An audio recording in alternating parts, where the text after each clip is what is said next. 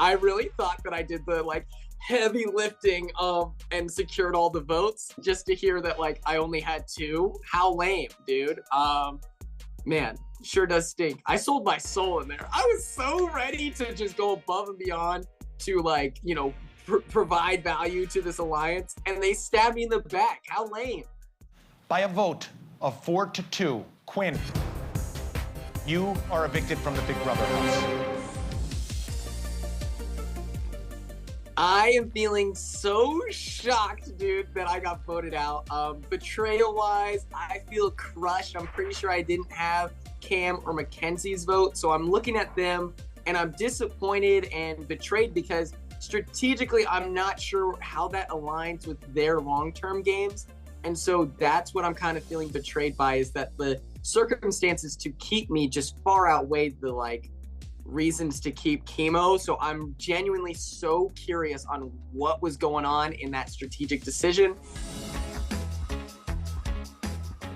I think my biggest regret in the game is putting Joseph up. I was so convinced that like long-term wise, it made more sense to not put up T-Core and cross that path with Chelsea, since she was like the most influential player in the game. And she was someone who, if I wanted to make it far, I had to attach my wagon to her. And so I was hoping that by like feeding the machine, providing Joseph, I thought that they would respect me putting him up on the block and be like, hey guys, please don't evict him. But clearly they didn't care about my thoughts or feelings. Devastating, especially at his expense. But I really thought that like they would respect me putting him on the block, keep him safe, and then send either Chemo or Rubina home.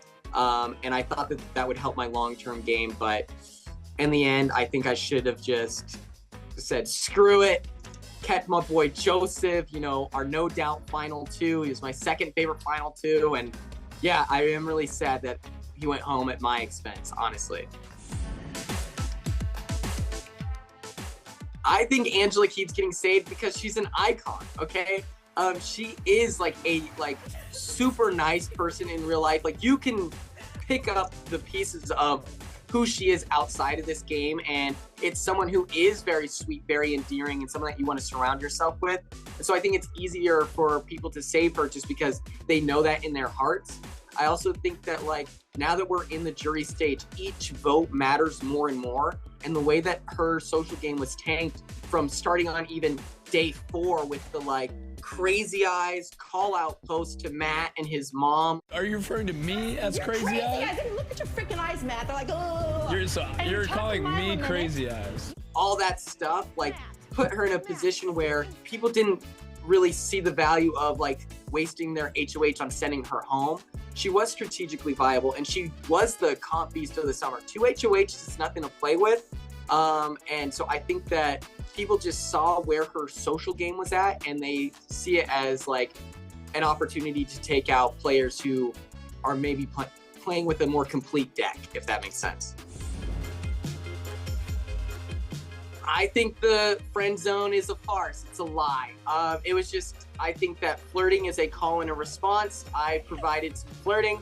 I provided the call, and her response was that at the time, maybe not super interested. And so just respected it, kept trucking along. And then the more she got to know me, I think that like maybe there's an opportunity there. I'm a real sweet guy, so handsome and charming that like I could help endear myself to her. But if there's one takeaway, it's that never push beyond the boundaries that are ahead of you. She vocalized that like flirting was okay, and so that's where we stuck, and that's where we sat until I started noticing other things, and then that's where that conversation, you know, in the pedal room, things like that. I think I have a crush on him. Don't tell anyone.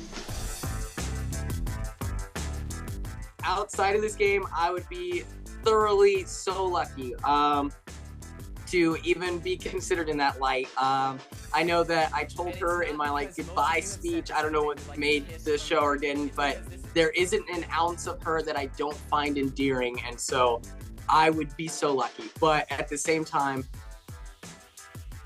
there are expectations and things like that that should not be pushed onto anyone. And so it's truly up to her. You know, balls in her court, you know, just really being respectful of boundaries. I think that a lot of times in media, there are these expectations that like, if you just keep trying, that she'll fall in love with you or whatever it is. I don't think that that's the case. I think that it's just like, once someone says no, you accept that, you operate in the boundaries that they've set forth. And then if they change their mind, that's exciting. Otherwise, you should just be so happy to be friends with someone that you are interested in romantically. Hello, house guests. What? What? Where's Julie? The proper response is hello, Jerry. Let's try it again. Okay. Hello, house guests. Hello, Jerry. I was so confused to see Jerry up on the stage. You know, I shampooed and conditioned yesterday because I thought that there might be a chance that I met Julie Chen Moonves. And so I'm hoping Jerry thought that my hair smelled good because I was doing it for that. So confused. I hope Julie's okay. He's so cool and like tall, and Kangaroo Jack is like my third favorite movie. That's not even a joke. That's a real fact about my life. And so when I saw him up there, I was just blown away that like, oh my God, it's the dude who was beatboxing in the Jeep and then he hit the kangaroo. You're a tough little guy, aren't you?